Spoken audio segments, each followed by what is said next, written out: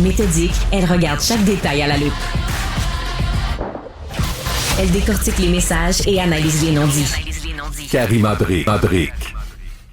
On va poursuivre justement avec le maire de Mercier-Hochelaga-Maisonneuve, Pierre Lessard-Blais. Vous avez entendu donc le représentant du collectif Ligue 33. Ils ont l'impression qu'il n'y a pas d'écoute de votre part. Qu'est-ce que vous répondez justement? Est-ce que vous allez être un peu plus sensible à leurs revendications? Oui, bonjour Madame Brick, merci pour votre invitation. On est conscient que c'est une mesure qui bouleverse les habitudes des gens. On le savait à la base. C'est pour ça qu'on a créé un comité consultatif il y a quelques années. On a rassemblé des écoles, des CPE, des RPA, des HLM, des commerçants. On a dit, OK, ça s'en vient. Comment est-ce qu'on peut mieux le faire? On a investi 1 million de dollars en mesures de communication et d'accompagnement. On est allé voir les grandes villes du Québec qui le font, parce que la grande majorité des municipalités de la CMM font déjà l'espacement de la collecte. On est allé voir Longueuil. Comment vous le faites? Comment ça se passe? Je suis même allé jusqu'à Toronto, parce qu'on le fait aussi à Toronto. Comment bien faire les choses? La solution, c'est l'accompagnement. Donc, ce qu'il faut, c'est, oui, on a davantage d'agents de sensibilisation sur le terrain. Mais ce qu'il faut qu'on amène lorsqu'on va sur le terrain, c'est faire comprendre aux gens la nécessité de ça et comment ça fonctionne. Donc, on va jusqu'à offrir un service personnalisé. On se déplace chez les gens pour leur expliquer comment fonctionne le compostage. On cogne aux portes des gens. On offre de 3 à 4 avis publics de comment les choses vont se passer. Et dans les 6 derniers mois, il y a seulement 13 ménages qui nous ont contactés pour un service d'accompagnement spécialisé. Donc, j'invite les gens à nous contacter. Je pense que le message, il a quand même passé, mais est-ce qu'on peut entendre aussi la réalité de dire oui, il y a cet aspect écologique. Là, je pense que tout le monde est conscient dans le monde dans lequel on est. Mais en même temps, est-ce qu'on peut se dire, oui, on a été sensibilisés, mais non, ça ne fonctionne pas. On ne veut pas ça. Trouver une solution parce que oui, il y a cet enjeu. Il y a cet enjeu on parle de l'espacement, mais il y a quand même un enjeu de propreté, de salubrité, de qualité de vie des gens. Vous avez parlé de d'autres villes, par exemple, Longueuil, c'est pas le même nombre d'habitants au kilomètre carré, là, c'est plus que 2 fois moins que Hochelaga-Maisonneuve. Si on regarde du côté de Sherbrooke, là, ça a rien à voir, mais rien à voir du tout. Donc, est-ce que, par exemple, vous pourriez décider d'augmenter de 2 fois par semaine, vous passez le compostage? Donc là, ça va inciter les gens à composter. Puis 1 fois par 2 semaines, ben vous passerez les vidanges ou je ne sais trop quoi. Est-ce que ça pourrait être une approche qui pourrait être envisagée, par exemple? Toronto, c'est assez dense quand même, là, donc on a des comparables de densité qui fonctionnent bien. On est constamment à l'écoute, puis on regarde sur comment est-ce qu'on peut améliorer les choses. Mais j'ai quand même envie de prendre un petit pas arrière de pourquoi on fait ces choses-là, parce que pour un maire, c'est pas super là, d'amener ces changements-là, puis il y a beaucoup de gens qui sont pas contents, mais on a une réalité qui est très, très, très concrète. Le dépotoir de Terrebonne, qui accueille la grande majorité des déchets de Montréal, eh bien, ils vont être pleins d'ici 2 ans. Et ce qu'on retrouve dans nos poubelles, 85% de nos poubelles n'en sont pas. Et il y a seulement 2 Montréalais sur 3 qui ont accès au compost, ne compostent pas. Donc, on est vraiment pris face à cette crise-là. On comprend. Je pense que le message, il a passé. L'affaire des dépotoirs, tout le monde le comprend. Par ailleurs, il faudrait nous dire, est-ce que vous faites la corrélation exacte entre le nombre de fois qu'on passe les poubelles versus la quantité de déchets qu'on produit? Je veux dire, est-ce que la corrélation, elle est exacte? Ça serait une chose. Et si le problème, c'est le compostage et les odeurs, ben pourquoi vous augmentez pas la fréquence du compostage, tout simplement, pour pas qu'il y ait des vers, qu'il y ait des rats, qu'il y ait ce dérangement pour les habitants? C'est ça le problème, c'est pas nécessairement le compostage, c'est de le passer si peu souvent. Ça se retrouve aussi dans des déchets. Il y a ça aussi, donc on comprend pas pourquoi il n'y a pas d'autres solutions. Globalement, dans l'arrondissement, il y a des zones chaudes. T'sais, on a une carte, on suit les cartes où est-ce qu'il y a des résidents qui font moins attention. Il ne faut pas se contrer de menterie non plus. Là, dans Mercier-Hochelaga-Maisonneuve, il y a déjà eu des enjeux de propreté et des enjeux d'odeur.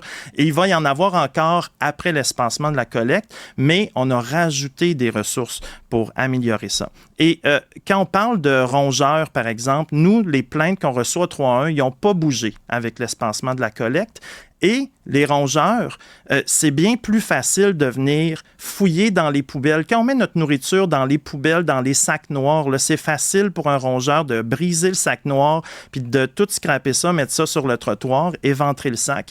Alors que lorsqu'on met la nourriture dans un bac de compost, eh bien, c'est difficile pour le rongeur d'éventrer un bac de compost en plastique solide. Donc, nous, on est dans l'accompagnement. Présentement, les choses se passent relativement bien. Il y a des endroits spécifiques où est-ce que c'est plus difficile. Donc, qu'est-ce qu'on fait? On parle aux locataires, on parle aux propriétaires des bâtiments, on envoie des avis, on fouille dans les poubelles pour s'assurer, en fait, que l'accompagnement se fasse. Et s'il y a des nouveaux éléments à mettre de l'avant, on le fera. Mais présentement, on n'a pas mais je pense que ça, oui. Je vous arrête là-dessus parce que le mot accompagnement, je pense qu'il y a des gens qui sont comme plus capables de l'entendre dans la mesure où ils comprennent. C'est qu'il y a aussi peut-être, ils se disent, puis d'ailleurs, on l'entendait tout à l'heure, il a dit, regarde, nous, on est prêt à ouvrir un peu le dialogue, justement, de voir, OK, c'est-tu plus l'hiver? Est-ce que l'été, on peut pas faire une sorte de trêve? Parce que, bon, oui, on est des périodes de canicule. Il y a aussi sur la qualité de vie, le temps qu'il y a ce changement-là. Ben, peut-être que ça serait logique dans un pays comme le nôtre, avec la météo qu'on a, de se dire que finalement, peut-être, tu sais, du mois de mai au mois d'octobre, c'est peut-être pas la solution idéale. Ou, comme je le mentionnais, peut-être l'idée, ça serait d'augmenter à 2 fois semaine la collecte de compostage. Ça va inciter bien plus les gens que de simplement d'être le statu quo puis dire on va vous accompagner. Les gens, c'est pas non plus, c'est pas des enfants là, c'est pas les gens comprennent, c'est pas des idiots là. Je comprends que vous prenez pas les gens pour des idiots, mais vous comprenez ce que je veux dire là. Ils disent c'est pas eux disent c'est pas l'accompagnement le problème. Donc c'est pour ça que j'essaie de voir avec vous quelles pourraient être les solutions pour qu'on embarque, qu'on soit, oui, il y a des vraies raisons écologiques à vouloir réduire nos déchets complètement. Mais c'est un peu ça, je trouve. J'ai l'impression qu'on revient toujours avec la même cassette, puis ça change pas, puis on a l'impression qu'il y a des citoyens qui se sentent un peu lésés, qui sont frustrés, puis c'est bon pour personne. Vous voyez ce que je veux dire? Donc, je comprends, oui. Puis en plus, dans une entrevue que j'avais écoutée, vous avez expliqué que vous faites pas d'économie en plus avec ça. C'est ça qu'on comprend pas nécessairement. Là, ça vous coûte l'argent espacer aux 2 semaines les déchets? Bien, en fait, on rajoute les collectes de compost partout à la grandeur de l'arrondissement, incluant les bâtiments de 8 portes et plus, incluant les institutions, incluant le commercial. Peut-être puis il faut savoir que les contrats aussi avec les poubelles sont votés à la Ville-Centre. Donc, et ce contrat-là d'espacement de la collecte a été voté à l'unanimité, incluant les partis d'opposition à la Ville-Centre. Tout le monde est d'accord qu'il faut se rendre là. Je ne suis pas nécessairement fermé à votre proposition là, d'augmenter le nombre de collectes de compostage. Ce n'est pas en arrondissement que ça se déciderait, ce serait à la Ville-Centre. Mais pour le moment, globalement, on sent que les choses vont relativement bien. Dans le secteur où est-ce qu'on a commencé l'espacement de la collecte, là, il y a maintenant plus d'1 an, on a vu une augmentation du tonnage de résidus alimentaires de 30 %, alors que la moyenne dans la ville stagne. Donc, aussi, en termes, tantôt, votre invité précédemment disait qu'il y avait des enjeux de contamination. Eh bien, c'est pas le cas.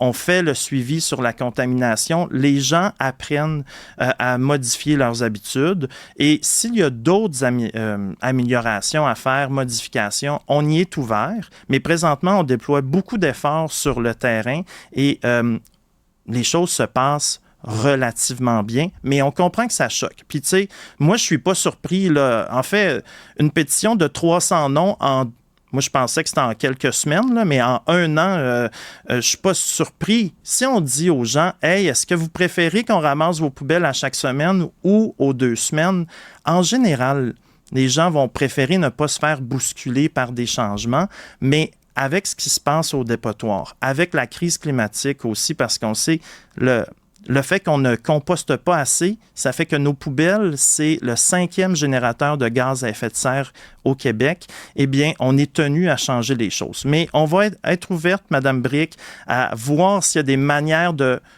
bonifier les choses, améliorer les choses, mais on a déjà augmenté le nombre d'employés sur le terrain pour que ça se passe le mieux possible, mais on est conscient que c'est difficile, puis que des fois, à la fin de ta journée de travail, si tu es habitué de tout mettre dans la poubelle, mais ça ne te tente pas d'avoir un petit bac à compost à côté de ton évier, puis de sortir à tous les jours, puis que ça puisse être un désagrément, et c'est un changement d'habitude qui est parfois difficile, on le comprend. Ben, en tout cas, on va souhaiter justement que les choses s'améliorent et un petit peu partout à travers Montréal, parce que quand on regarde effectivement des fois l'état de la propreté en général, on se dit il y a peut-être aussi moyen de repenser, je sais pas, l'urbanisme des poubelles pour pas qu'il y ait des espèces de petits sacs de poubelles qui virevoltent encore aujourd'hui, qu'on se dit ben comment est-ce possible qu'il y ait encore ces déchets qui traînent. Je pense que l'avancement d'une société, c'est oui de penser l'écologie, mais de penser aussi justement à cette propreté générale de la ville. Oui. Et ça, il y a encore à faire. Et ça, je suis d'accord avec vous que les citoyens doivent aussi se mettre de la partie là-dessus, parce que la propriété, on est tous responsables. Pierre, si vous avez des exemples de Paris, on est preneurs. Oui, c'est ça. Ben ici, il n'y a pas de... Je dois vous avouer, il n'y a pas vrai. J'ai vraiment regardé, j'ai cherché. C'est un petit peu... tu sais, chaque immeuble est un peu responsable de ça. Et manifestement, ça ne colle pas. C'est tellement dense. Je pense qu'ils ont essayé, mais les poubelles passent régulièrement. Passent même plusieurs fois par semaine. Donc, c'est un autre niveau. Mais bon, c'est dur de comparer les deux villes exactement. Mais Pierre Lessard-Blais, merci beaucoup d'avoir été avec nous. Merci. Bonne journée.